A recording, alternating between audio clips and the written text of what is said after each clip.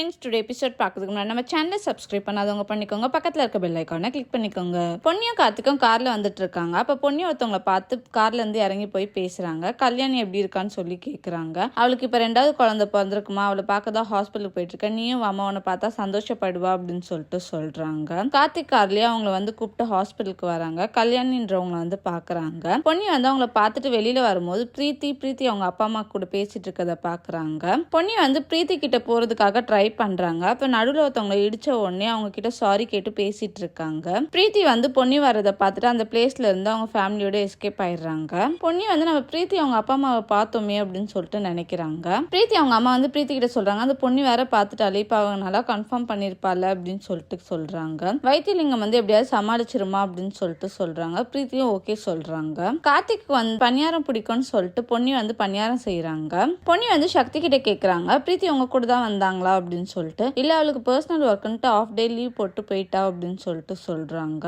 ஏன் கேக்குற அப்படின்னு சொல்லி கேக்குறாங்க. இல்ல, அவங்களுக்கும் பணியாரம் கொடுக்கறதுக்காக தான் அப்படின்னு சொல்லிட்டு பொன்னி சமாளிக்கிறாங்க. பிரீத்தி வரட்டும், உங்ககிட்ட நம்மளே கேட்கலாம் அப்படின்னு சொல்லிட்டு பொன்னி நினைக்கிறாங்க. தேங்க்யூ.